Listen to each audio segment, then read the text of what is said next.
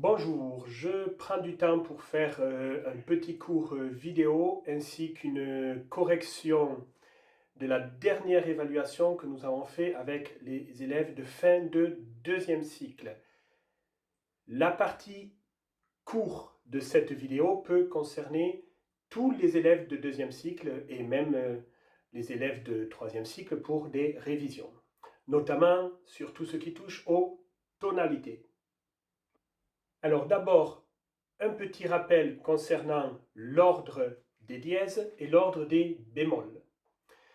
L'ordre des dièses, c'est l'ordre dans lequel on utilise les dièses, l'ordre dans lequel les dièses apparaissent à la clé.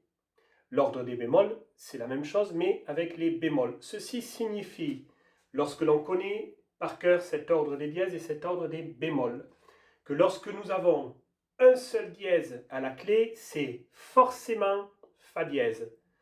Lorsque nous en avons deux, le premier est forcément Fa dièse, le deuxième, lorsque l'on lit de gauche vers la droite, est forcément Do dièse. Lorsqu'on en a trois, le premier est forcément Fa dièse, le deuxième est forcément Do dièse, le troisième est forcément Sol dièse, etc. Fa, Do, Sol, Ré, La, Mi, Si. Vous le connaissez déjà par cœur, mais je vous le rappelle. Et l'ordre des bémols, il est similaire à l'ordre des dièses, mais en sens inverse. Il est Si, Mi, La, Ré, Sol, Do, Fa. Je vous rappelle que l'ordre des dièses et l'ordre des bémols correspondent à des quintes. À des quintes dans le sens logique de l'altération, c'est-à-dire que si c'est des dièses, ce sont des quintes en montant. Fa, Do, c'est une quinte en montant. Do, Sol, c'est une quinte en montant, etc. Et pour l'ordre des bémols, ce sont des quintes dans le sens du bémol, c'est-à-dire en descendant. Si, Mi, Si, La, Sol, Fa, Mi, 1, 2, 3, 4, 5. Si, Mi, c'est bien une quinte en descendant. Mi, La, c'est bien une quinte en descendant également. Pour ceux qui ont appris le renversement des intervalles, vous savez que de faire une quinte dans un sens vous amène à la même note que de faire une quarte en sens inverse, puisque la quarte est le renversement de la quinte. C'est quoi le renversement d'un intervalle? Ce n'est pas un renversement de l'intervalle en fait. Ce que l'on appelle le renversement de l'intervalle, c'est un renversement des notes, des degrés de l'intervalle, et ce n'est pas un renversement de l'intervalle lui-même. C'est-à-dire qu'une quinte dans un sens, le renverser, ça ne fait pas une quinte dans l'autre sens. D'accord? Ce sont les notes que l'on renverse. Par exemple, Do, Do, Sol. Je vais renverser, je vais mettre le Do au-dessus du Sol, ça va faire Sol, Do.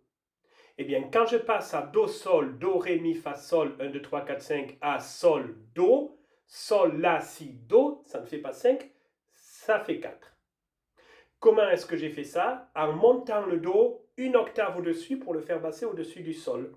Donc, lorsque vous faites un intervalle superposé avec son renversement, ça fait une octave, ça revient à la même note. Un intervalle superposé à son renversement forme une octave. Ce n'est donc pas une addition, parce que 5 plus 4, ça fait 9, ça ne fait pas 8, et pourtant ça fait une octave. Donc attention, une superposition d'intervalles n'est pas une addition d'intervalles. Alors en quoi le renversement des intervalles peut nous être utile? Eh bien, une fois qu'on a compris qu'un intervalle dans un sens nous amène à la même note que son renversement dans l'autre sens, lorsque vous connaissez par cœur l'ordre des dièses et l'ordre des bémols, avec l'ordre des dièses, vous avez toutes les quintes en montant. Donc lorsque vous cherchez une quinte, au lieu de passer par toutes les notes, vous récitez l'ordre des dièses, vous avez tout de suite la quinte. Vous allez voir que ça va être très utile. Mais si vous avez les quintes en montant, eh bien vous avez aussi les quartes en descendant avec l'ordre des dièses. Avec l'ordre des bémols, vous avez toutes les quintes en descendant et du coup, vous avez aussi les quartes en montant. Donc avec l'ordre des dièses et des bémols, vous avez toutes les quintes et toutes les quartes en montant et en descendant, si vous comprenez bien ce fonctionnement. Dernière petite chose au sujet de l'ordre des dièses et des bémols. C'est comme l'ordre des notes conjointes. Autrement dit, c'est comme des gammes, c'est-à-dire que c'est infini en réalité. L'ordre des dièses, ce n'est pas Fa, Do, Sol, Ré, La, Mi, Si. Non, l'ordre des dièses, c'est Fa, Do, Sol, Ré, La, Mi, Si, Fa, Do, Sol, Ré, La, Mi, Si, Fa, Do. Ça ne finit jamais. Ce qui signifie qu'une quinte au-dessus de Si, vous recommencez, c'est Fa. Et c'est pareil pour l'ordre des bémols. L'ordre des bémols, ce n'est pas Si, Mi, La, Ré, Sol, Do, Fa. C'est Si, Mi, La, Ré, Sol, Do, Fa, Si, Mi, La, Ré, Sol, Do, Fa, Si, Mi, La. C'est infini. Donc, une quinte en dessous de Fa, vous recommencez, ce sera Si. D'accord? Pouvoir trouver des quintes très rapidement, ça va être utile pour trouver les tonalités. Alors, peut-être pas pour trouver la tonalité principale d'une œuvre, mais pour trouver des tonalités secondaires, parce qu'une œuvre n'a pas qu'une tonalité. Elle a une tonalité principale, celle par laquelle on commence et par laquelle on va terminer, mais elle change de tonalité. Une œuvre ne reste pas du début à la fin dans la même tonalité, il y a des changements de tonalité, et pour trouver ces changements de tonalité, ça pourra servir de pouvoir trouver des quintes très rapidement. Deuxième point que je veux vous rappeler, justement au sujet des quintes. Comment reconnaître sur une partition, pas à l'oreille, sur une partition, une quinte juste et une quinte pas juste. Un triton, c'est-à-dire une quinte diminuée. Voilà qui va être très utile pour comprendre le fonctionnement de la musique dite tonale. Comment reconnaître une quinte juste d'abord? Une quinte juste ne mesure pas 3 tons, elle mesure 3 tons plus un demi-ton. Donc soit vous comptez la composition de l'intervalle, vous mesurez combien il y a de tons et de demi-tons d'une note à l'autre pour savoir si la quinte est juste, mais il y a un raccourci qui est très pratique, très utile à connaître. C'est-à-dire que lorsque la quinte est juste, et c'est valable pour les octaves, et c'est valable pour les quartes aussi, si c'est valable pour les quintes, c'est valable pour les quartes. D'accord? C'est valable pour le renversement. Lorsque la quinte, la quarte, l'octave ou l'unisson sont justes, les deux notes sont altérées de la même manière. Prenons par exemple, la première quinte de l'ordre des dièses, Fa, Do. Fa, Do, c'est une quinte juste. Si je mets un dièse au Fa, Fa dièse, il faut aussi que je mette un dièse au Do pour que ce soit une quinte juste. Donc Fa dièse, Do dièse, même altération, quinte juste. Fa bécard, Do bécard, quinte juste. Fa bémol, Do bémol, c'est aussi une quinte juste. Les deux notes doivent avoir la même altération. Ça peut être aucune altération, ni l'une ni l'autre n'a d'altération, mais les deux notes doivent être altérées de la même manière pour que ce soit une quinte juste. Attention, il y a une exception. L'exception, c'est les notes Si, Fa. De Si à Fa, ce n'est pas une quinte juste, c'est une quinte trop petite, c'est un triton. Ça mesure 3 tons. Donc, pour l'exception Si, Fa, eh bien là, justement, si on veut une quinte juste, il ne faut pas que les deux notes soient altérées de la même manière pour l'exception Si, Fa. Si, Fa. Si, Do, un demi-ton. Do, Ré, un ton. Ré, Mi, un ton. On en est à 2 tons plus un demi-ton. Mi, Fa, un demi-ton. On en est à 3 tons. Si, Fa, c'est un triton. La quinte est trop petite. Si je veux que ce soit une quinte juste, il faut que je l'agrandisse. Pour l'agrandir, soit je monte le Fa, Si, Fa dièse, les deux notes n'ont pas la même altération, je reviens à Si, Fa, soit pour l'agrandir, il faut que je baisse le Si, Si bémol, Fa. Les deux notes n'ont pas la même altération non plus, c'est l'exception de Si à Fa. Il y a un triton, ce n'est pas une quinte juste. Si je veux que ce soit une quinte juste, il faudra Si, Fa dièse ou Si bémol, Fa, donc pas la même altération. Pour toutes les autres notes, si ce n'est pas Si et Fa. Pour toutes les autres notes, la quinte sera juste lorsque les deux notes auront la même altération. Partant d'une quinte juste, Fa, Do, c'est une quinte juste. Si la quinte est trop petite, ce sera un triton. Et le triton, ce n'est pas un intervalle, le triton. L'intervalle, c'est la quinte. Si cette quinte mesure 3 tons, le triton, c'est la composition de l'intervalle, ce n'est pas l'intervalle. Fa, Do, Fa, Sol, La, Si, Do, 1, 2, 3, 4, 5, c'est une quinte, ça c'est l'intervalle. Fa, Do bémol, j'ai baissé le Do, la quinte est plus petite, elle mesure 3 tons, ça c'est la composition de l'intervalle. Eh bien, le triton, c'est une composition d'intervalle qui va être très importante en musique tonale.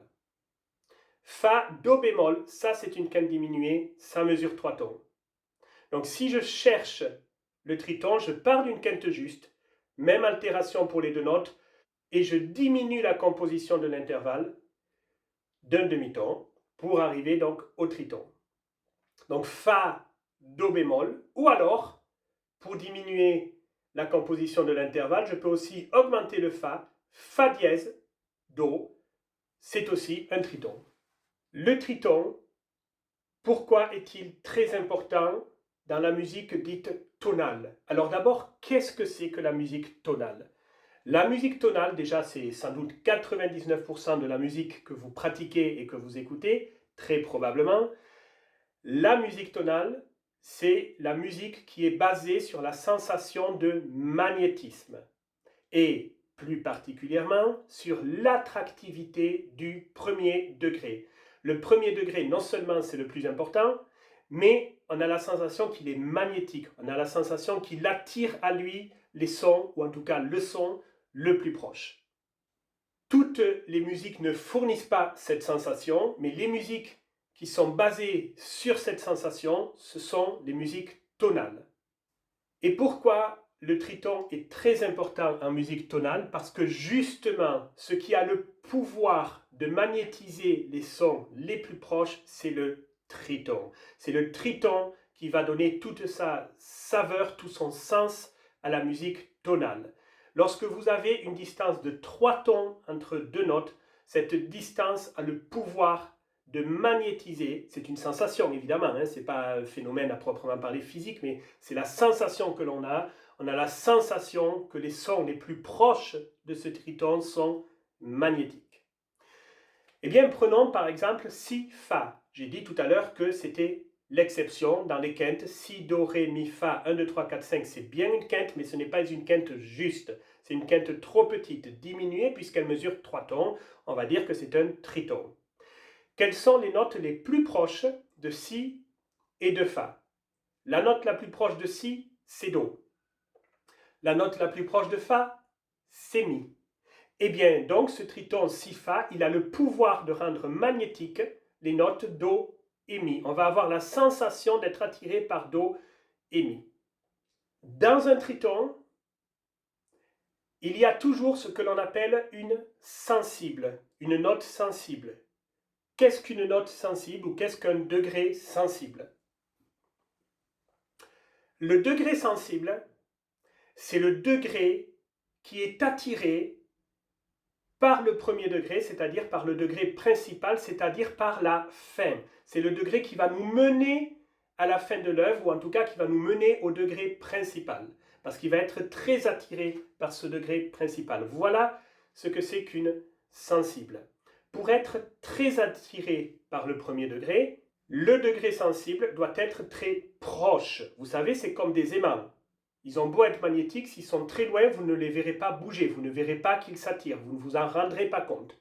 En musique, c'est pareil. Pour que deux sons soient attirés l'un par l'autre, ou en tout cas qu'un son soit attiré par un autre, il faut qu'ils soient très proches. Très proche, ça veut dire un demi-ton. Un ton, c'est trop déjà. Il n'y aura pas de magnétisme. D'accord? Il faut que ce soit un demi-ton. Mais ça ne suffit pas, il faut surtout qu'il y ait un triton, parce que je vous le rappelle, seul le triton a le pouvoir de magnétiser les notes les plus proches, c'est-à-dire un demi-ton à côté. Dans les modes que vous utilisez le plus couramment, c'est-à-dire le mode majeur et le mode mineur, la sensible est le 7e degré. La sensible ne peut pas être un autre degré que le 7e degré dans les modes majeurs et mineurs. Ça ne veut pas dire que le 7e degré sera forcément tout le temps sensible, mais que seul ce degré-là peut être sensible. Donc, le 7e degré, il est en dessous, plus bas que le 1er degré. Donc, dans les modes majeurs et dans les modes mineurs que vous utilisez le plus souvent, la sensible, elle est attirée vers le haut. Elle va monter vers le 1er degré. C'est un son attiré vers le haut, pas vers le bas, dans les modes majeurs et dans les modes mineurs. Dans un triton, vous avez forcément une sensible puisque le triton, c'est la seule chose qui a le pouvoir de magnétiser les sons les plus proches, donc qui a le pouvoir de faire qu'un son soit sensible à un autre. C'est pour ça que ça s'appelle la sensible. Soit sensible à un autre, soit attiré par un autre. Comment trouver quelle note est sensible dans un triton? Eh bien, quand vous utilisez les modes majeurs et mineurs, en tout cas, la sensible sera la note attirée vers le haut. Reprenons l'exemple de la quinte diminuée du triton Si, Fa. La note la plus proche de Si, c'est Do. La note la plus proche de Fa, c'est Mi. Si, Fa. Quelle est la note qui est attirée vers le haut, Si ou Fa? Eh bien, c'est Si, puisque Si va monter à Do, alors que Fa, lui, va descendre à Mi. Donc, dans ce triton Si, Fa, la sensible, c'est Si. Et si la sensible, c'est Si, elle est attirée par quoi? Par Do. Donc, Do sera la note principale, sera le degré principal, sera le 1er degré, sera donc la tonalité de l'œuvre dans ce cas-là. Vous devez vous exercer, ce sera très utile en analyse, vous devez vous exercer à trouver des quintes, à diminuer ces quintes pour trouver un triton, à trouver quelle est la sensible dans ce triton, et à trouver par conséquent quel sera le 1er degré, par quelle note est attirée cette sensible, quel sera le 1er degré, quelle sera la tonalité. Prenons un autre exemple. Sol. Une quinte au-dessus de Sol. Je récite l'ordre des dièses. Fa, Do, Sol, je rajoute un dièse dans l'ordre. Au-dessus de Sol, il y aura Ré. Sol, Ré, j'ai suivi l'ordre des dièses, c'est forcément une quinte. On vérifie si vous voulez. Sol, La, Si, Do, Ré. 1, 2, 3, 4, 5. Sol, Ré, c'est une quinte. Les deux notes sont altérées de la même manière. Ce n'est pas l'exception Si, Fa, c'est Sol, Ré. Donc si les deux notes sont altérées de la même manière, c'est une quinte juste. Moi, je cherche le triton. Il faut donc que je diminue cette quinte. J'ai deux possibilités pour la diminuer. Soit j'abaisse le Ré, Sol, Ré bémol, soit je monte le Sol, Sol dièse, Ré.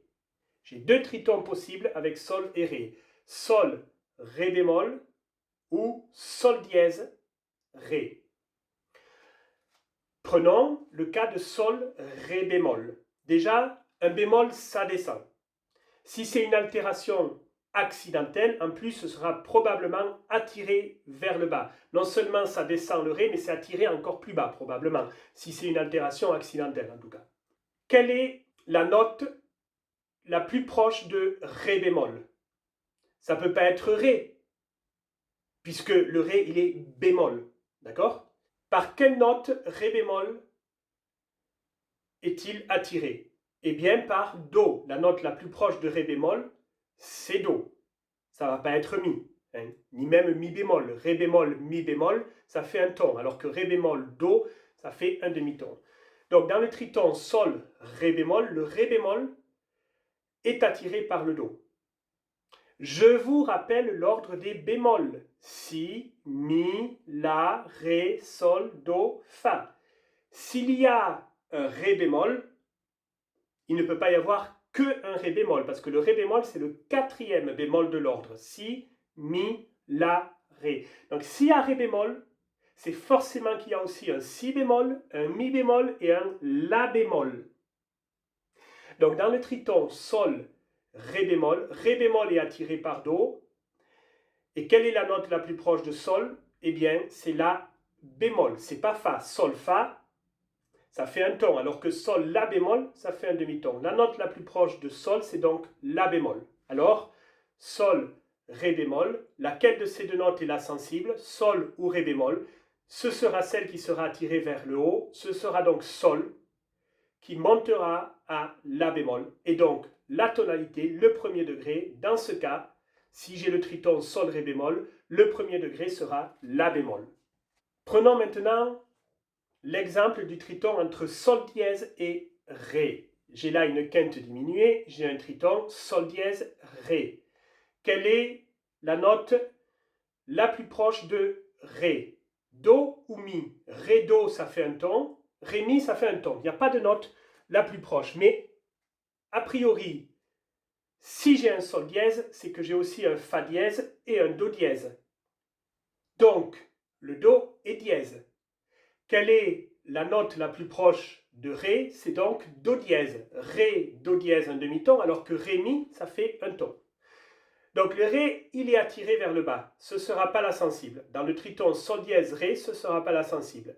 Quelle est la note la plus proche de sol dièse? Eh bien, c'est là. Ça ne va pas être fa, ni même fa dièse. Fa dièse, sol dièse, ça fait un ton, alors que sol dièse, là, ça fait un demi-ton. Donc la sensible sera sol dièse, elle sera attirée par là, et là sera donc le premier degré, la tonalité. Alors, imaginons qu'il y ait un sol dièse tout seul, sans qu'il y ait fa dièse et do dièse, et que l'ordre des dièses ne soit pas respecté. Ce qui est le cas lorsque l'on utilise le mode mineur. Attention, en mode mineur, l'ordre des dièses n'est pas respecté. Donc dans ce cas, sol dièse, ré.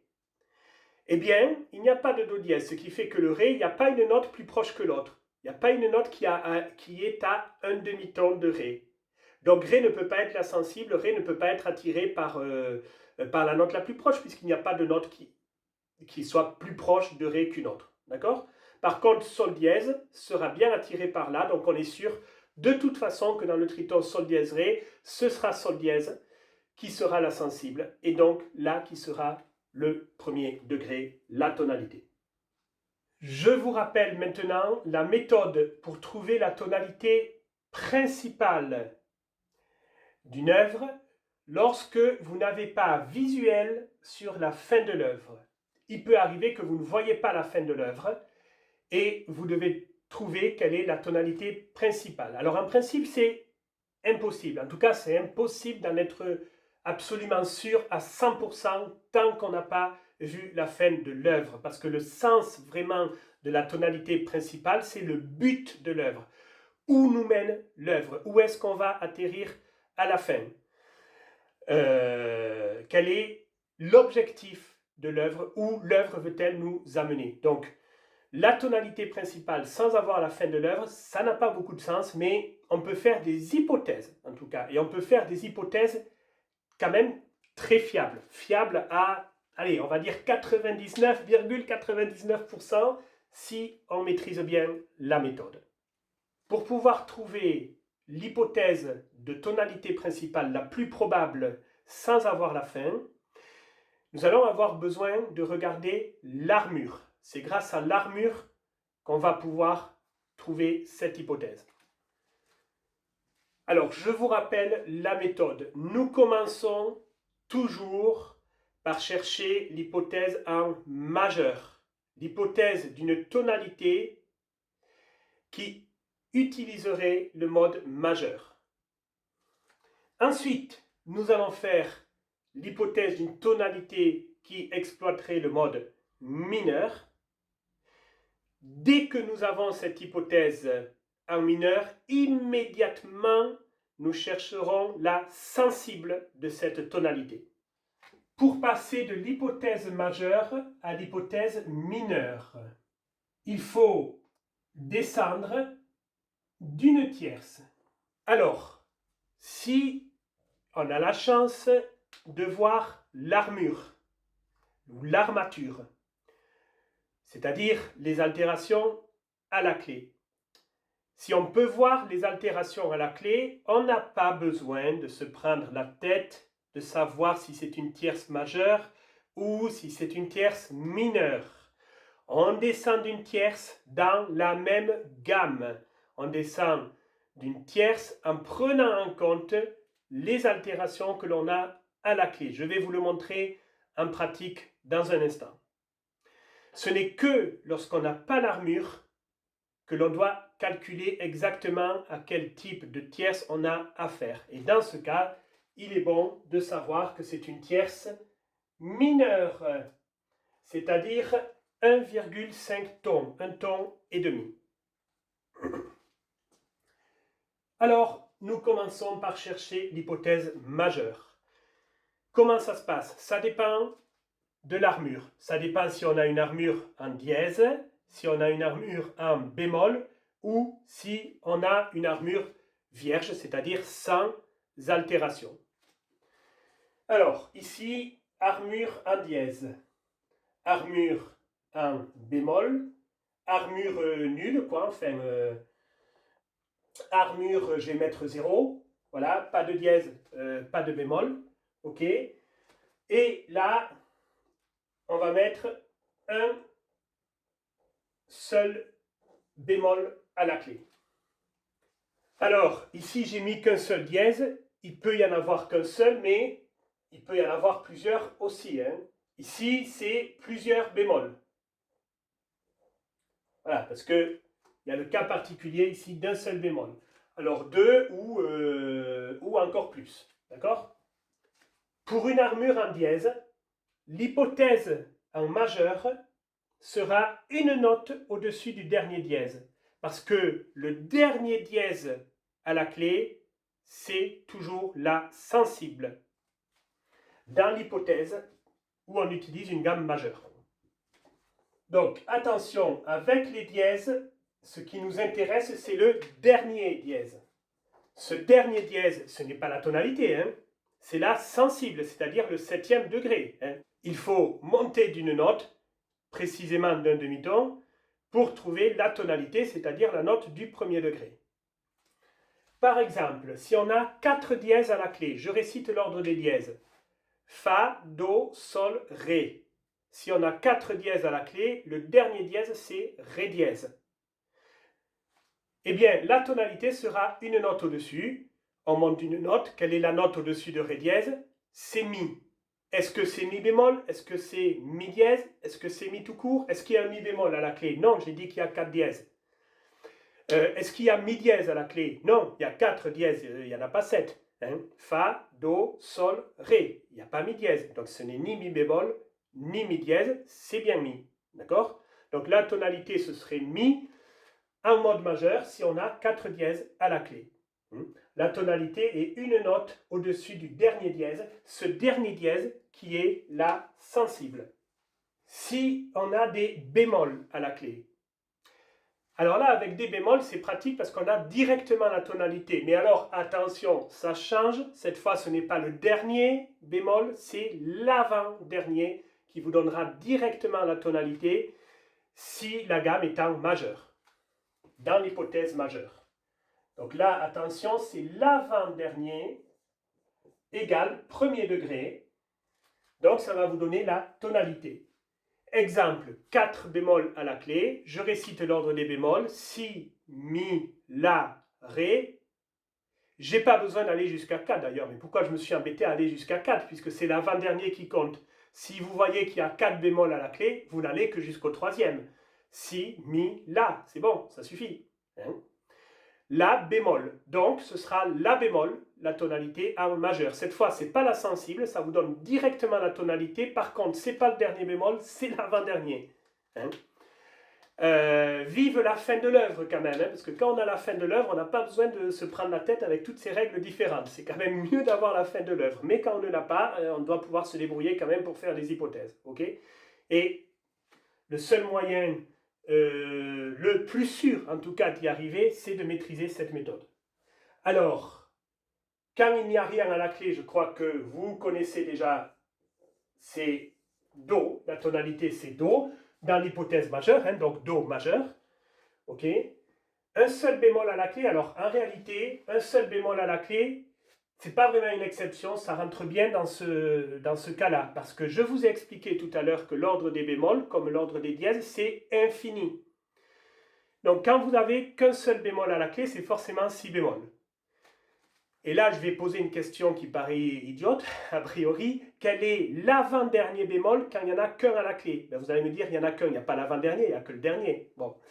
Mais comme l'ordre des bémols est infini, en fait, oui, on peut dire qu'il y a l'avant-dernier. Qu'est-ce qu'il y a comme bémol avant si bémol? Si, Mi, La, Ré, Sol, Do, Fa, je peux continuer Si. Donc avant Si, qu'est-ce qu'il y a? Ben, il y a Fa. Par contre, comme le si bémol, c'est le premier bémol, ben, pour le coup, donc là, l'avant-dernier, on va perdre un bémol en fait, il y en aura un de moins, donc c'est pas fa bémol, c'est fa. D'accord?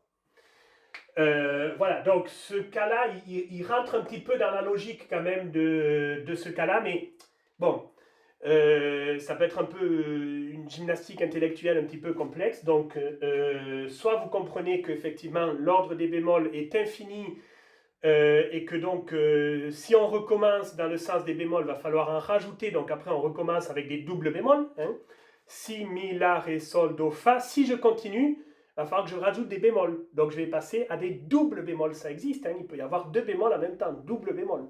Par contre, dans l'autre sens, je vais enlever des bémols. Donc s'il y a un bémol, qu'un seul bémol et que j'en enlève, forcément, il n'y a plus rien du tout. Bon, ça peut être un petit peu compliqué à retenir. Donc vous pouvez tout simplement retenir par cœur que quand il n'y a qu'un seul bémol à la clé, ce sera fa. Pas fa bémol, pas fa dièse, fa. Fa dans l'hypothèse majeure, donc fa majeur. Voilà pour l'hypothèse majeure. Maintenant, si ça se trouve, le morceau il est en mineur. Donc il faut faire aussi les hypothèses mineures. Et pour ça, nous allons descendre d'une tierce.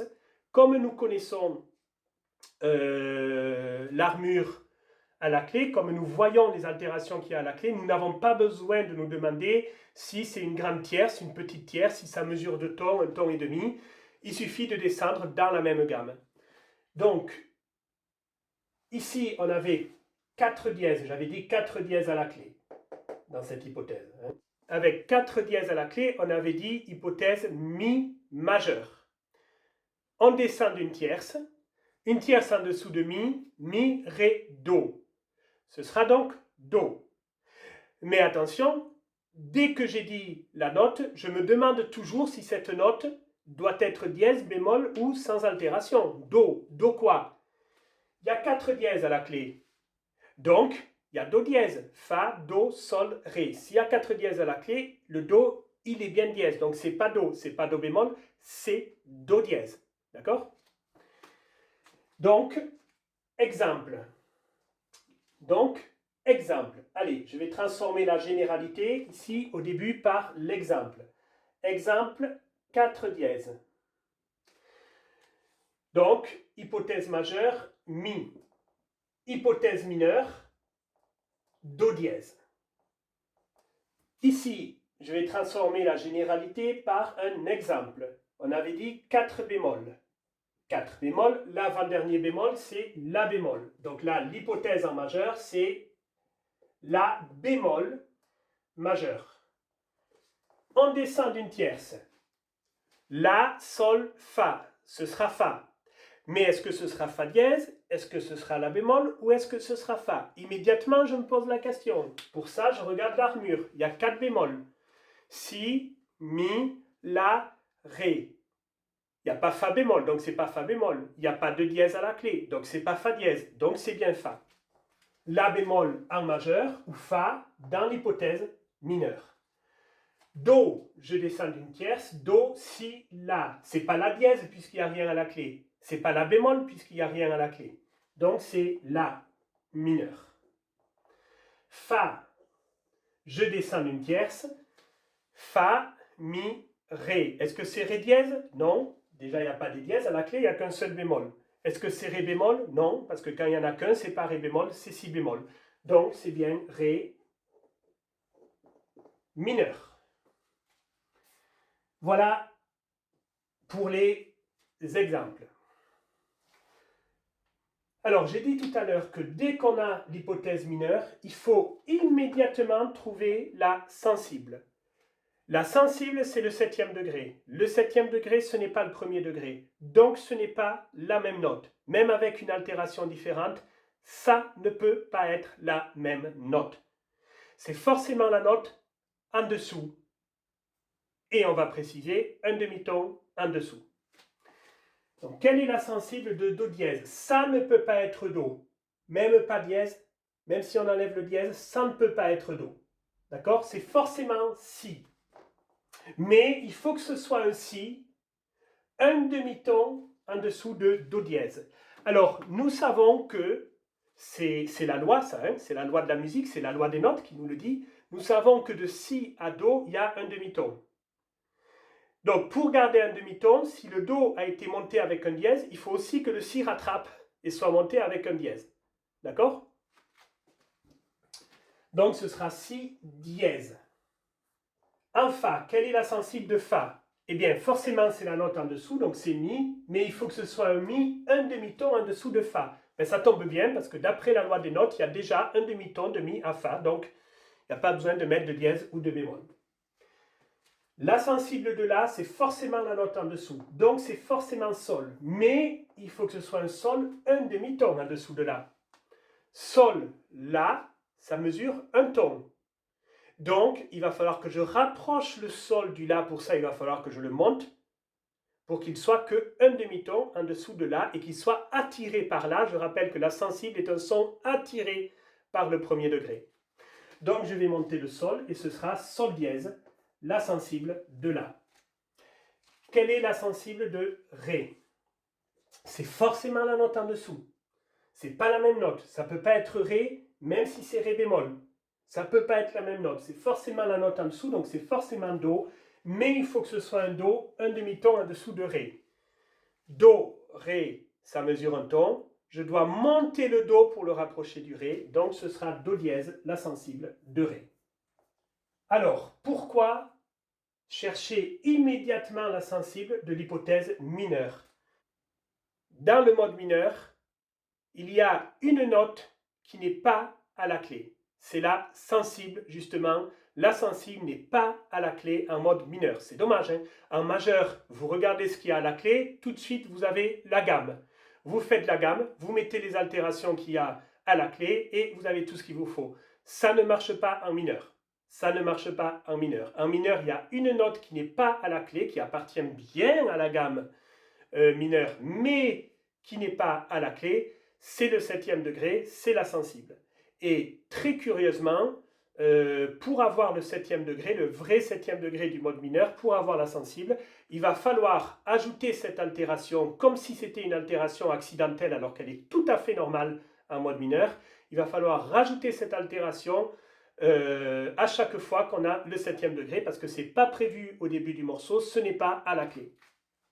Est un petit peu plus compliqué, mais ceci va nous aider à savoir si on a affaire à l'hypothèse majeure, si c'est l'hypothèse majeure qui est la plus probable ou si c'est l'hypothèse mineure qui est la plus probable. Parce que si c'est l'hypothèse mineure, eh bien, vous verrez la sensible en altération accidentelle, on va dire dans les 8 premières mesures de l'œuvre. Alors, ça ne marche pas à tous les coups, hein, ça dépend de la taille de l'œuvre. Si c'est une œuvre qui fait une page ou deux, ce sera dans les 8 premières mesures, très probablement. Si c'est une œuvre qui fait 1000 pages, que c'est une grande symphonie du 19e siècle qui dure des heures, ce sera peut-être pas dans les 8 premières mesures, mais peut-être dans les 8 premières pages. Vous voyez, ça dépend des dimensions de l'œuvre. Mais bon, pour les œuvres que vous aurez, en tout cas très probablement dans des examens de fin de premier cycle ou de fin de deuxième cycle, ça devrait aller dans les 8 premières mesures. S'il n'y a pas trop de pièges, ça devrait assez bien marcher. Bon. Sinon, vous pouvez regarder toujours un petit peu plus loin aussi, hein, mais il ne faut pas attendre la fin de l'œuvre en tout cas, d'accord? Il faut que ce soit plutôt dans le début de l'œuvre. Donc, si c'est l'hypothèse mineure, vous aurez la sensible que vous venez de trouver en altération accidentelle au début de l'œuvre, a priori dans les 8 premières mesures. S'il n'y a pas cette altération accidentelle, eh bien, c'est que c'est l'hypothèse majeure qui est la plus probable. Alors, bien sûr, lorsque vous allez chercher votre sensible au début de l'œuvre, ça veut dire que vous allez lire les notes. Parce que sinon, vous n'allez pas la trouver, votre sensible. Lire les notes, ça veut dire bien regarder à quelle clé vous avez affaire dans chaque portée. Sinon, vous n'allez jamais les lire, les notes, et vous allez vous tromper. Sachant que la clé, elle peut changer. C'est pas parce que vous avez une clé de Fa au début de la portée que ça ne peut pas changer. Ah, d'un coup, vous pouvez vous retrouver avec une clé de Sol. Et ça, vous ne le voyez pas. Vous passez à côté. Vous croyez que c'est toujours la clé de Fa qu'il y avait au début de la portée. Voilà. Alors, Il y en a qui connaissent peut-être leur leçon, mais qui n'ouvrent pas les yeux et qui se trompent, qui répondent mal aux questions, juste pour ne pas être assez attentifs à tout ce que vous avez besoin de regarder dans la partition pour pouvoir répondre à votre question. Si vous avez besoin de lire les notes, il faut regarder la clé. Il faut être attentif au changement de clé. Il ne faut pas uniquement regarder la clé au début de la portée, il faut vérifier si la clé n'a pas changé dans le courant de la portée. Il y en a beaucoup qui se trompent à cause de ça, parce que vous ne regardez pas assez bien la partition, vous ne réfléchissez pas à tout ce que vous avez besoin de regarder pour arriver à répondre à la question. C'est un véritable problème, je le constate de manière récurrente depuis même plusieurs années. Et voilà, ça, ce serait bien que ça évolue. Donc, je vous le signale, je vous le dis, je vais insister là-dessus. Peut-être faut-il que vous appreniez à faire une checklist, avoir un peu la culture de la checklist, d'accord? Et de vous dire, vous lisez la question, voyons, qu'est-ce que j'ai besoin de regarder pour répondre à cette question? J'ai besoin de ça, de ça, de ça, de ça, de ça, et je n'oublie rien, d'accord? Vous manquez généralement de méthode. Même lorsque vous connaissez vos leçons, lorsqu'il s'agit d'entrer dans la partition, d'analyser la partition, vous manquez de méthode pour bien observer tout ce qu'il y a besoin d'observer pour pouvoir répondre à la question. Pour trouver la tonalité principale, il y a d'autres indices que ceux que l'on vient de voir. Ça peut être l'analyse des accords, des tout premiers accords de l'œuvre. En principe, le début de l'œuvre, il va avoir pour but de nous présenter la tonalité et de nous présenter les principaux accords de la tonalité. Lorsqu'il y a des accords, il n'y a pas forcément des accords, mais lorsqu'il y a des accords, ça peut être un indice. Quels sont les principaux accords dans une tonalité? L'accord du premier degré, bien entendu, si c'est le premier degré, c'est pas pour rien, c'est parce que c'est le principal, c'est pour ça qu'on lui a donné le numéro 1. Et l'accord du cinquième degré que l'on appelle dominante. Et là, c'est pas non plus pour rien que le cinquième degré s'appelle dominante. Il s'appelait autrefois teneur parce qu'il portait la teneur du message. Il a un rôle, si on veut faire un peu de grammaire musicale, le cinquième degré, un rôle de verbe. C'est assez facile à retenir parce que les degrés se chiffrent en chiffres romains et ça fait un V comme verbe. D'accord? Donc il est très important aussi quand même, c'est une fonction grammaticale importante, le verbe, et le premier degré, il aurait la fonction grammaticale de sujet. Donc sujet, verbe, premier, cinquième degré. Alors, il faut être capable de construire des accords très rapidement. Pour construire, pour fabriquer un accord très rapidement, il suffit de maîtriser les tierces, donc de savoir réciter ces tierces très rapidement. Do, mi, sol, je saute une note à chaque fois. Do, mi, sol, si, ré, fa, la, do. Alors, en montant a priori, puisque on construit des accords en montant. Je vous encourage à connaître aussi les tierces dans l'autre sens, bien sûr, mais ce sera moins utile pour construire des accords. Alors là, on est d'accord que je ne viens pas de le faire rapidement. Ce n'est pas ça que j'appelle trouver des tierces rapidement. On est bien d'accord. Ce que j'appelle trouver des tierces rapidement, c'est do mi sol si ré fa la do la fa ré si sol mi do ré fa la do mi sol si ré si sol mi do la fa ré mi sol si ré fa la do mi do la fa ré si sol mi fa la do mi sol si ré fa ré si sol mi do la fa sol si ré fa la do mi sol mi do la fa ré si sol la do mi sol si ré fa la fa ré si sol mi do la si ré fa la do mi sol si sol mi do la fa ré si. C'est ça connaître les tierces. C'est ne pas avoir une fraction de seconde d'hésitation. On est bien d'accord. Bon. Donc, une fois que vous connaissez bien vos tierces, ça devient très facile de construire des accords. Alors, admettons que nous soyons en Ré. Tonalité Ré.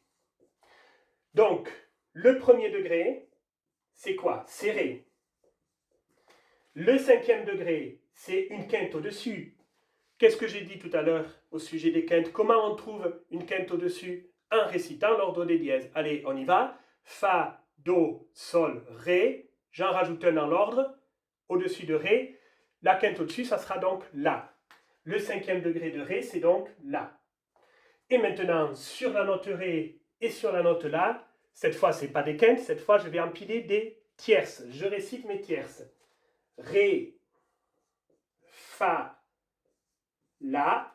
Et quand vous avez l'accord du premier degré, hein, vous remarquez que la dernière note de l'accord, justement, c'est le cinquième degré. Ré, c'est le premier degré, Fa, c'est le troisième, et La, c'est le cinquième. Donc, nous avons le cinquième degré dans l'accord du premier. Donc, si vous ne trouvez plus le cinquième degré, déjà, fabriquez l'accord du premier degré. D'accord? Ré, Fa, La. Et ensuite, ben, vous partez de là. Vous partez de la dernière note de votre accord pour construire l'accord du cinquième degré. La, Do, attention, attention, Mi. Attention, ce n'est pas Do. Ce n'est pas Do, parce que quand on est en Ré, que ce soit Ré majeur ou Ré mineur, et quand on fait de la musique tonale, c'est-à-dire une musique dans laquelle le premier degré est attractif, il est magnétique, ça ne peut pas être Do quand on est en Ré. Pourquoi? Parce qu'il me faut une note qui est attirée par Ré. Do, c'est trop loin. Do, Ré, il y a un ton. Ça ne peut pas être Do. La sensible de Do, c'est Do dièse. On n'oublie pas de le préciser. Voilà, après, si c'est Ré mineur, ce sera Ré, Fa, La. Si c'est Ré majeur, ce sera Ré, Fa dièse, La. D'accord? Mais dans les deux cas, ça peut être Ré mineur ou Ré majeur. Par contre, dans un cas comme dans l'autre, de toute façon, la sensible, ce sera Do dièse, de toute façon. Ok? Donc voilà l'accord du premier degré, voilà l'accord du cinquième degré. Maintenant qu'on les a trouvés, eh bien, on peut regarder notre partition et justement, si nous trouvons ces accords au début de l'œuvre, ben ça confirmera qu'on est bien en Ré majeur ou mineur. D'accord? Ben si c'est Ré mineur, par exemple, là c'est Ré mineur puisque je n'ai pas mis de Fa dièse. Quelle est la tonalité relative de Ré mineur? Alors là, on n'a pas l'armure devant les yeux. Si on n'a pas l'armure devant les yeux, il va falloir bien monter, pour trouver la relative majeure, il va falloir bien monter d'une tierce, mais d'une tierce mineure. Ce n'est pas parce qu'on va de mineur à majeur qu'on monte d'une tierce majeure. C'est toujours une tierce mineure entre la gamme mineure et la gamme relative majeure. Donc là, on va monter plus une tierce, mais plus une tierce mineure, même si c'est pour aller en majeur. Donc plus une tierce qui va mesurer un ton et demi. Ok? Alors, je monte. Ré, Mi, ça mesure un ton. Mi, Fa, ça mesure un demi-ton. Ça, c'est la loi des notes. Donc, un ton plus un demi-ton, ça fait bien un ton et demi. Une tierce mineure au-dessus de Ré, c'est Fa. Fa majeur. Qu'est-ce qu'on a dit tout à l'heure à propos de Fa majeur? Il faut le connaître par cœur. Fa majeur, on n'a qu'un seul bémol à la clé, c'est Si bémol. Alors, quel est le premier degré? Maintenant, on va construire nos accords du premier degré et du cinquième degré en Fa majeur. Donc, on part de Fa. Et cette fois, ce ne sont pas des quintes, ce sont des tierces pour construire un accord. J'empile deux tierces. Fa, je saute le Sol, j'arrive à La. Je saute le Si, j'arrive à Do. Donc, Do, c'est le premier degré. Do, c'est le cinquième degré. Et donc, maintenant, je construis mon accord du cinquième degré à partir de Do. Do, je saute le Ré, j'arrive à Mi. Je saute le Mi, j'arrive à Sol. Attention, je vérifie la sensible. Quelle est la sensible de Fa? Un demi-ton en dessous de Fa, c'est bien Mi. Je n'ai pas besoin de mettre Mi dièse ni Mi bémol. C'est bien Mi qui est un demi-ton en dessous de Fa. Donc, si j'observe une partition et que j'hésite entre les deux hypothèses, Fa majeur ou Ré mineur, eh bien, si le début du morceau semble plutôt tourner autour de ces deux accords, Fa, La, Do et Do, Mi, Sol, même si je n'ai pas d'autre indice, je peux me dire c'est quand même plutôt Fa majeur, l'hypothèse la plus probable. Si le début du morceau tourne plutôt autour des accords Ré, Fa, La et La, Do dièse, Mi, alors l'hypothèse la plus probable sera Ré mineur. Alors, je voudrais maintenant attirer votre attention sur un problème avec la sensible en mode mineur, avec le septième degré en mode mineur. Le septième degré du mode mineur n'étant pas à la clé, le septième degré du mode mineur apparaissant comme une altération accidentelle au cours de l'œuvre, vous risquez de croire qu'il s'agit du septième degré augmenté, parce que vous voyez une note avec un dièse ou avec un bécard qui vient d'un bémol, donc qui se comporte comme un dièse, qui monte, vous allez voir une altération accidentelle et donc vous risquez de croire qu'il s'agit d'un septième degré augmenté, alors qu'en fait, cette altération accidentelle ne devrait pas être accidentelle. Elle devrait être à la clé, mais bon, ce n'est pas la règle en mineur. Et donc, cette altération, elle est tout à fait normale. C'est la note normale de la gamme mineure. Comme nous venons de le voir quelques minutes auparavant, en Ré mineur, nous avons un bémol à la clé, si bémol. En Ré mineur, la sensible est un demi-ton en dessous de Ré, donc Do dièse. Eh bien, ce Do dièse, qui est le septième degré normal de Ré mineur, n'est pas à la clé.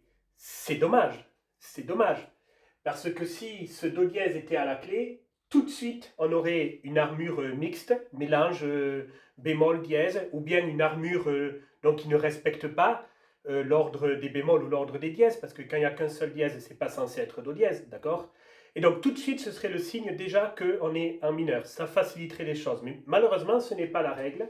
Cette altération n'est pas à la clé, mais elle est bien dans la gamme. Elle est bien dans la gamme normale de Ré mineur, d'accord? Donc ici, Do dièse, ce n'est pas un septième degré augmenté, c'est le septième degré de la gamme de Ré mineur. Dans le mode mineur, il arrive fréquemment que l'on abaisse ce septième degré sans remettre en cause la tonalité, sans que ça change la tonalité. On reste en Ré, on perd momentanément la sensible, puisque si on abaisse le septième degré, vous comprenez que c'est toujours le septième degré, mais il n'est plus sensible, puisqu'il s'éloigne du premier degré, il n'est donc plus attiré par le premier degré, il n'est donc plus sensible. Ce septième degré abaissé, on l'appelle sous-tonique. D'accord? Enfin, si on appelle le premier degré tonique, dans ce cas, le septième degré abaissé s'appelle sous-tonique. Dès que le septième degré n'est plus attiré par le premier, on l'appelle sous-tonique. Alors, bien entendu, il existe un autre nom au premier degré, qui n'est non pas tonique, mais final, degré final. C'est beaucoup plus universel d'ailleurs, et ça a beaucoup plus de sens. Hein. Bon, tonique, ça veut dire que ça donne la tonalité. En même temps, ça ne veut pas dire que c'est tonique. Hein. Loin de là, au contraire, au contraire. Mais ça veut dire que ça donne la tonalité. Bon, ça a du sens.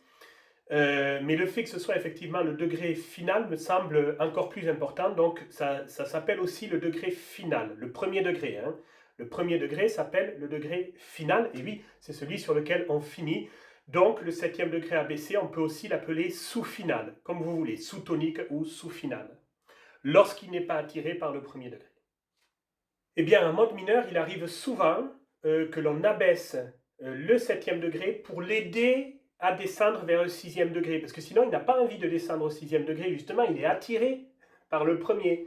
Donc, si mélodiquement, on a envie de faire une gamme en descendant, 1, 7, 6, 5. Si on a envie de faire une gamme en descendant mélodiquement, alors on va aider le septième degré à descendre vers le sixième, et pour ça on va l'abaisser, on va l'éloigner du premier degré. C'est ce que l'on appelle le mode mineur mélodique descendant. Alors en réalité, ce n'est pas un mode, le mode mineur, il n'y en a qu'un mode mineur. C'est une altération du mode mineur. On modifie légèrement le mode mineur, provisoirement, très peu de temps, juste pour aider le 7 à descendre vers le 6. Donc c'est quelque chose, c'est un phénomène local, éphémère, ça ne dure pas, d'accord? Ça veut dire que ça ne dure pas. Et donc ce n'est pas vraiment un mode en réalité, hein. C'est une petite altération momentanée, passagère du mode mineur. Donc il faut s'attendre en mode mineur également à ça, à avoir un septième degré abaissé. Le problème avec ce système d'écriture musicale ou de notation musicale plutôt, où le septième degré n'apparaît pas à l'armure et où il apparaît comme une altération accidentelle alors qu'il est normal.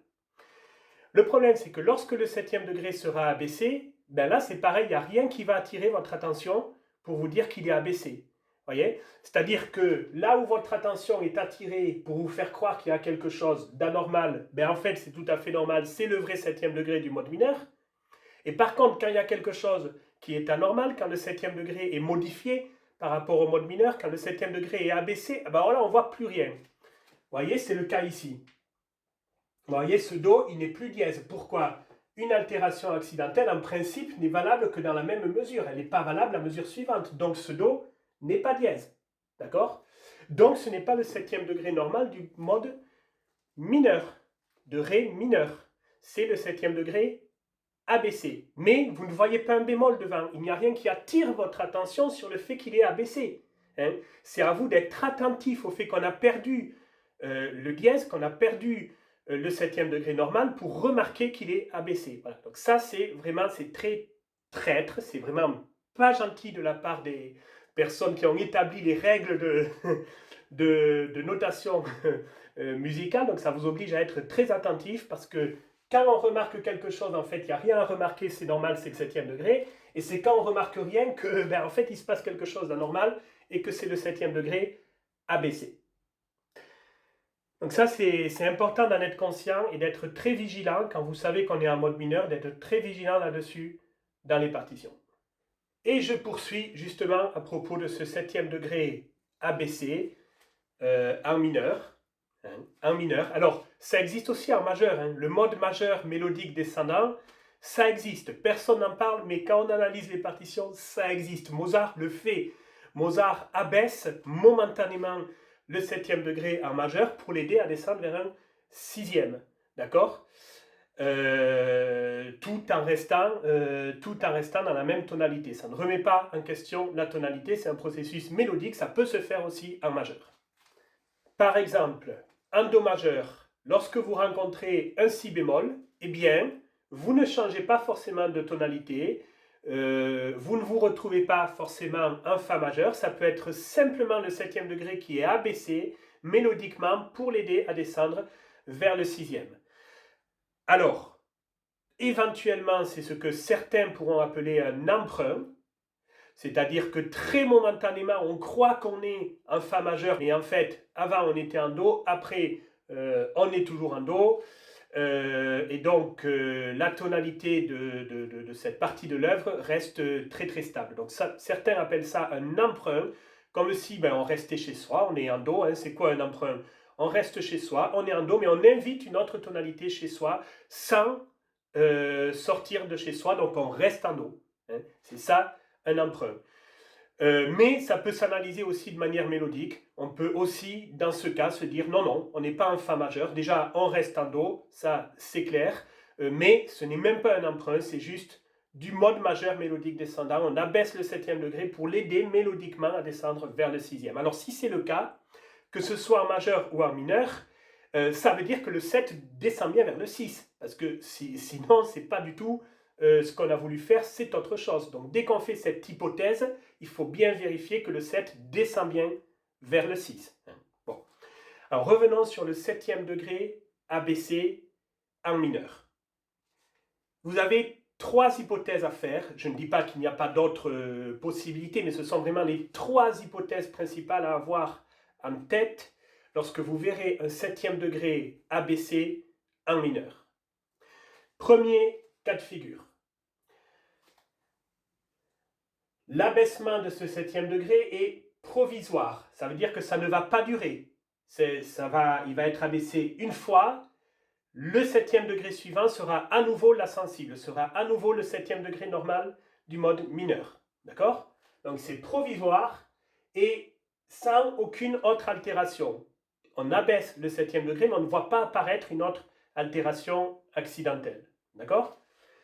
Dans ce cas, il n'y a pas de changement de tonalité, on reste dans la même tonalité, c'est du mineur mélodique descendant. Le but, c'est juste donc d'aider le septième degré à descendre vers le sixième, et donc on vérifie bien dans ce cas que le 7 descend vers le 6. Alors pourquoi c'est particulièrement important en mineur? Je vous rappelle qu'en mode mineur, il y a un très grand écart entre le 6 et le 7. Non seulement le 7 c'est la sensible, le 7 est attiré par le 1, mais en plus le 7 est très loin du 6, donc tu n'as pas du tout envie d'aller au 6. D'accord? Il y a un ton et demi entre ces deux degrés qui sont pourtant des degrés conjoints, mais qui sonnent comme s'ils étaient disjoints, parce qu'il y a un ton et demi, 1,5 ton, entre les deux. C'est ce que l'on appelle une seconde augmentée, parce que c'est trop grand pour une seconde, en principe. D'accord? Seconde augmentée. Eh bien, en mineur, vraiment, si on veut que le 7 descende mélodiquement vers le 6, il faut vraiment l'aider à descendre et donc abaisser le 7. Ce n'est pas du tout indispensable en majeur, ça peut se faire comme je viens de vous le dire, ce n'est pas indispensable. Par contre, en mineur, si on veut que le 7 descende mélodiquement vers le 6, là, c'est indispensable. D'accord? J'ai bien dit mélodiquement. Hein. Si l'abaissement du 7 est confirmé, c'est-à-dire qu'on ne va pas retrouver ensuite, enfin tout de suite après, on ne va pas retrouver le 7 normal, on ne va pas retrouver la sensible du mode mineur. Le 7 est abaissé, par contre on va retrouver ce 7 abaissé, ensuite il va être répété, il va être confirmé. Ça va être un phénomène durable, pas local, pas ponctuel, pas éphémère, ça va être un phénomène durable. Donc si l'abaissement du 7 est confirmé et durable, mais qu'on ne voit pas apparaître d'autres altérations accidentelles, dans ce cas, il s'agit d'une navigation. Moi, j'appelle ça une navigation. Je n'appelle pas ça une modulation, hein, mais c'est ce que vous entendrez parler sous le nom de modulation, sans doute, dans d'autres cours. Moi, j'appelle ça une navigation. Voilà, parce que modulation, ça ne devrait pas vouloir dire changement de tonalité, ça devrait vouloir dire changement de mode, modulation. D'accord? Je préfère parler de navigation, qui est un terme plus universel aussi, qu'on peut utiliser dans d'autres domaines que la musique. C'est quoi naviguer? Vous le savez, vous naviguez sur Internet, vous naviguez sur le web, vous naviguez avec votre GPS quand vous voulez vous orienter. Il y a 1000 manières de naviguer.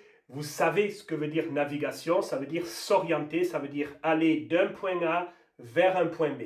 D'accord? Donc lorsqu'on change de tonalité, c'est bien une navigation dans les tonalités, une navigation tonale. Bien.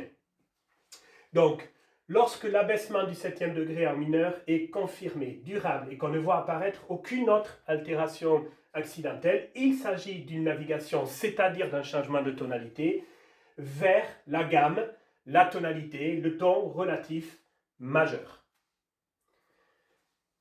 Lorsque l'abaissement du 7e degré en mineur est de même confirmé, durable, mais qu'on voit apparaître une nouvelle altération, l'altération du 3e degré, l'altération ascendante du 3e degré, c'est-à-dire qu'on augmente le 3e degré. Vous allez donc voir apparaître un dièse sur le 3e degré. Alors, un dièse, ça peut être un bécard.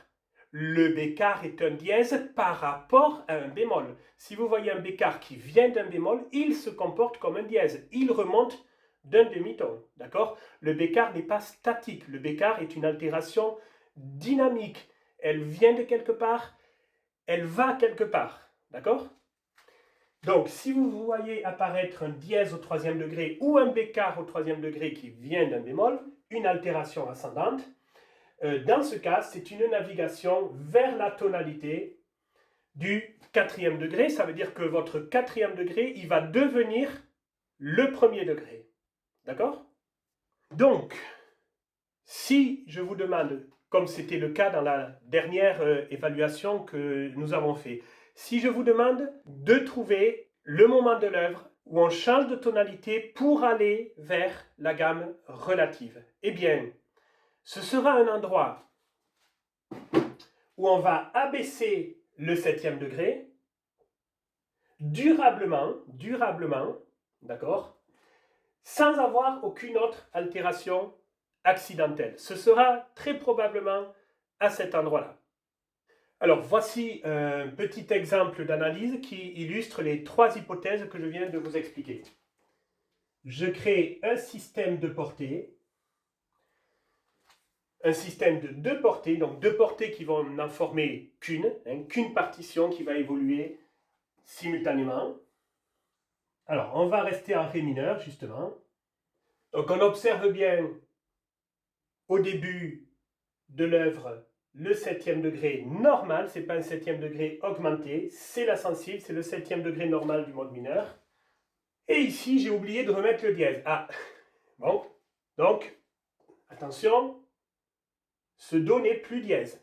Ce n'est plus le 7e degré normal du mode mineur. Même si on ne voit pas un bémol, il n'est plus dièse, c'est le 7e degré abaissé du mode mineur. Alors, Est-ce que ça va être simplement pour descendre vers le 6? Alors, j'observe qu'il descend vers le 6, effectivement, mais est-ce que c'est vraiment pour ça qu'il a été abaissé? Est-ce que le phénomène va être durable? Est-ce qu'on va retrouver la sensible tout de suite après? Ou est-ce que ce septième degré abaissé va se répéter ensuite? Pour le moment, je ne sais pas. Ah, apparemment, lorsque je retrouve de nouveau le septième degré, il est toujours abaissé, puisque je n'ai pas remis le dièse qui serait tout à fait normal en mineur. D'accord? Donc apparemment, le phénomène est durable. Et on le retrouve à nouveau ici, donc effectivement, c'est bien confirmé que à partir d'ici, le septième degré est abaissé. On ne retrouve pas le septième degré normal du mode mineur. Alors attention, ce n'est pas la fin de l'œuvre. Hein. On imagine que ça continuerait. Je n'ai pas mis de barre de fin, je n'ai pas écrit le mot fin. Ce n'est pas la fin de l'œuvre. Le problème, c'est qu'un système de portée, c'est plusieurs portées qui jouent en même temps. Donc, il ne faut pas regarder uniquement que la portée du haut. Il faut regarder tout le système si on veut comprendre la musique. Et quand on regarde tout le système, c'est-à-dire toutes les portées qui sont reliées par une accolade, eh bien, on va remarquer que ceci est un do dièse. Attention, ce n'est pas la même clé. Je vérifie la clé avant de lire les notes. Donc, ceci est un do dièse. Nous retrouvons le septième degré normal de ré mineur après avoir eu ce septième degré abaissé. Donc, ici, le phénomène est provisoire, il est éphémère, ça ne va pas durer le septième degré abaissé, on va retrouver le septième degré normal ici. Et on observe bien le 7 qui descend vers le 6. Donc là, on est dans le cas du mineur mélodique descendant. Le but, c'est d'aider le septième degré à descendre vers le 6 sans nous faire changer de tonalité. Donc, du début jusqu'à au moins ici, nous restons en ré mineur. Nous retrouvons un septième degré abaissé ici. Vous remarquez qu'il descend vers un 6. Mais ça ne veut pas forcément dire que c'est le mode mineur mélodique descendant. Il faut d'abord regarder si le phénomène est éphémère, provisoire, ça ne dure pas, ou s'il va être confirmé. Dans ce cas, le phénomène est confirmé. Attention, ça c'est peut-être un dièse, mais ce n'est pas do dièse. On ne retrouve pas le do dièse, hein, c'est un fa dièse. C'est exactement sur la même ligne que la clé de fa, donc c'est un fa, forcément. Et nous retrouvons effectivement le septième degré abaissé, c'est-à-dire do, nous le retrouvons ici, ici, nous le retrouvons aussi ici, en bas. Donc, cette fois, le phénomène est confirmé, il est durable. Alors, est-ce qu'on est dans le cas où il n'y a aucune autre altération accidentelle, ou est-ce que c'est dans le cas où on trouve une autre altération accidentelle? Eh bien, on en trouve une autre, ici, qui est fa dièse. Alors, fa, c'est quoi comme degré en ré? On est en ré mineur jusqu'ici. Fa, c'est quoi comme degré? Ré, mi, fa. 1, 2, 3. C'est le troisième degré. Donc, nous avons ici l'augmentation du troisième degré en même temps que l'abaissement du septième degré. Nous sommes donc ici dans le cas où on va naviguer, on va changer de tonalité vers la tonalité du quatrième degré. Quel est le quatrième degré de ré? Ré, mi, fa, sol. Ré, mi, fa, sol. 1, 2, 3, 4. Hein. C'est sol. Donc nous sommes ici en sol. Alors en sol quoi? Majeur ou mineur? Eh bien pour le savoir, je monte d'une tierce à partir de cette nouvelle tonalité. Donc sol, sol, la, si. Le si, il est comment? J'ai besoin de quoi pour le savoir? J'ai besoin de regarder s'il y a une altération accidentelle. Il n'y en a pas. Sinon, j'ai besoin de regarder ce qu'il y a à la clé. Il faut tout regarder pour pouvoir répondre à la question. Le si, il est bémol. Donc, sol, la, un ton. La, si, un ton. Donc, de sol à si, ça fait un ton plus un ton. Ça fait deux tons. Le si est abaissé. Je vois que c'est plus petit. Ça fait un ton et demi. C'est une tierce mineure. Donc, si la première tierce de la gamme, donc la tierce au-dessus du premier degré est mineure, le mode est mineur. En tout cas, quand on a le choix qu'entre les modes majeurs et mineurs. Ça pourrait être beaucoup d'autres modes, mais dans le cadre de votre formation et des examens, seuls les modes majeurs et mineurs vous concerneront, en tout cas en premier et un deuxième cycle. Donc, si on sait que ça va être majeur ou mineur, la première tierce de la gamme, la tierce au-dessus du premier degré, vous donne le mode de la gamme qu'on est en train d'utiliser en ce moment. D'accord? C'est la qualification de la première tierce de la gamme qui peut vous donner le mode quand on sait que ça va être majeur ou mineur. Ici, nous retrouvons encore le septième degré ABC, en tout cas, pas par rapport à cette tonalité, mais par rapport à la tonalité principale. Est-ce que c'est durable? Oui, ben, ça va être confirmé. Ensuite, est-ce qu'on voit une autre altération accidentelle dans cet endroit-là? Non, il n'y a pas de nouvelle altération accidentelle. Donc, ici, on est dans l'autre hypothèse qui est une navigation vers la tonalité relative. Quelle est la tonalité relative de Ré? Je monte, c'est Ré mineur, donc là il faut monter, mais il faut monter d'une tierce mineure. Ré, Mi, Fa, Ré, Mi un ton, Mi, Fa un demi-ton, c'est Fa. Et donc, comme c'est la tonalité relative, c'est Fa majeur. On était en Ré mineur, donc là c'est Fa majeur. Alors, qu'est-ce qui peut nous confirmer tout ça? Là, on dit qu'on est en Sol mineur. Eh bien, on voit bien le Fa dièse monter vers le Sol. Donc, le Fa dièse joue bien son rôle de sensible qui est irrésistiblement attiré par la note au-dessus, c'est-à-dire Sol. Vous voyez ici Fa et Do. Fa, Do, ça vous rappelle quoi ça? Fa, Do, Fa, Do. Moi, ça me sonne un peu comme l'ordre des dièses, hein, Fa, Do. Fa, Do, Sol, Ré, La, Mi, Si. Donc, ça veut dire que c'est une quinte, Fa, Do. Fa, Do. Si les deux notes sont altérées de la même manière, c'est une quinte juste. Mais le Fa est dièse. On voit que c'est plus petit. D'accord? C'est une quinte diminuée, c'est donc un triton. Nous retrouvons ici notre triton dont je vous ai parlé tout à l'heure. Eh bien, entre Fa dièse et Do, laquelle des deux est la sensible? Fa dièse, c'est attiré par Sol, et Do, c'est attiré par rien du tout, parce que Do, Ré, ça fait un ton, et Do, Si bémol, ça fait un ton aussi. Le Do n'a pas une note plus proche que l'autre, donc le Do ne peut être attiré par rien. Par contre, Fa dièse, oui. Fa dièse a bien une note plus proche. Sol, c'est plus proche que Mi. Hein, c'est plus proche du Fa dièse que Mi. Donc le Fa dièse est attiré par Sol. Le Fa dièse est bien sensible. Le Sol est bien premier degré. Et c'est bien de la musique tonale, puisqu'on a un triton qui crée du magnétisme et qui nous attire vers un son en particulier.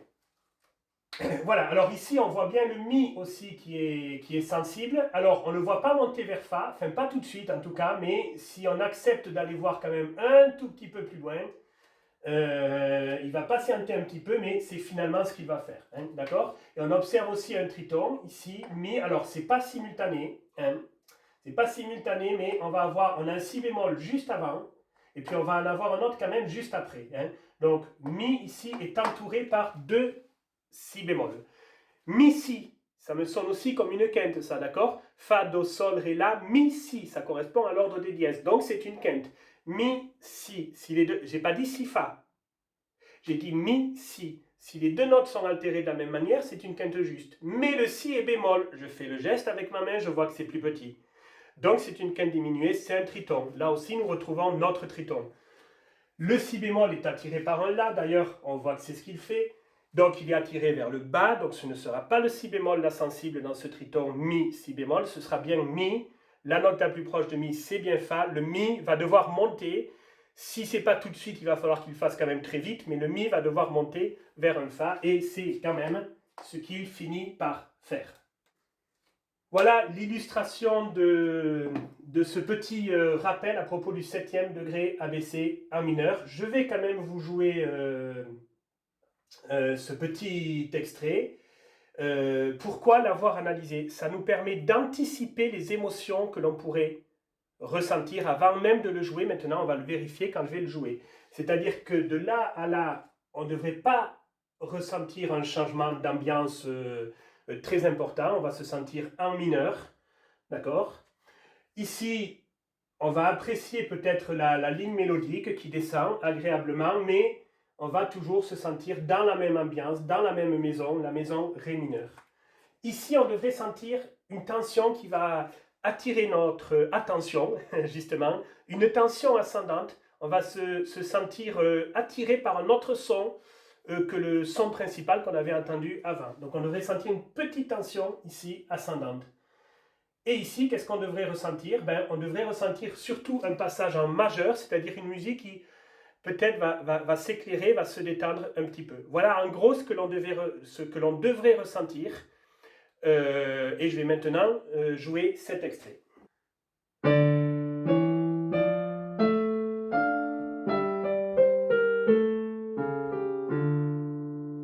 Voilà, donc déjà jusque-là, effectivement, il y a une unité. On a bien apprécié cette gamme en descendant, mais on ne s'est pas senti changer particulièrement d'ambiance, de maison, de tonalité.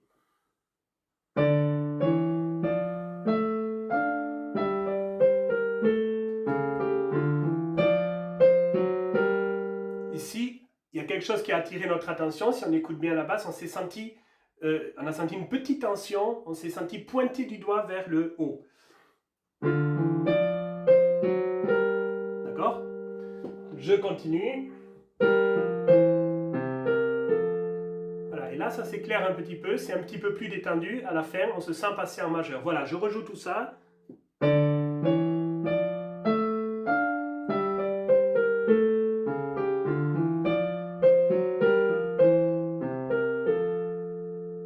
Voilà, donc quand j'enchaîne, ça va très vite, mais on a quand même cet enchaînement d'émotions, okay, que l'on a pu anticiper en lisant et en analysant correctement la partition.